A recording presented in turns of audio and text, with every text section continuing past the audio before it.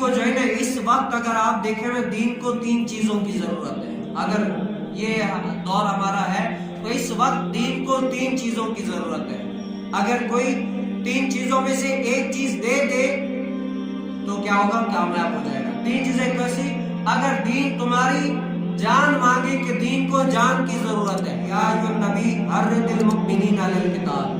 اللہ رب العالمین اپنے نبی کریم صلی اللہ علیہ وسلم سے فرما رہا ہے اے نبی آپ ان مومنین کو جہاد پر ابھاریں. تو کیا اگر دین کو تمہارے جان کی ضرورت ہے تو جان دے کر اپنے دین کو محفوظ کر لو، دین کا جھنڈا بلند کر لو.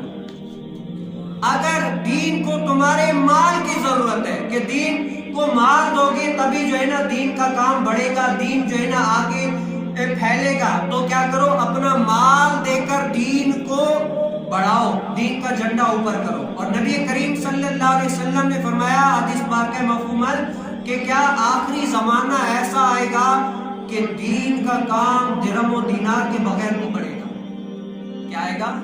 ایسا زمانہ آئے گا کہ دین کا کام درہم و دینار کے بغیر آگے بڑھے گا ہی نہیں. اگر درہم و دینار ہوں گے تو دین کا کام بڑھے گا ورنہ نہیں بڑھے گا. اور تیسرا کیا ہے؟ اپنے دین کو جب تمہاری ضرورت ہو تو وقت دو اس کو. کیا دو؟ وقت دو. اگر دین تم سے چاہتا ہے کہ دین کو آپ وقت دیں، کچھ سیکھیں، دین کے بارے میں نالج حاصل کریں، تو کیا ہوا؟ دین کو وہ وقت دینا پڑتا ہے. پہلا جان، مال، آخری سٹیپ وقت. اب ہم سے دین نے جان نہیں مانگی کہ ہم جان دے دیں، اور دین نے ابھی ہم سے اتنا مال بھی نہیں مانگا کہ سارا مال دین کو دے دو.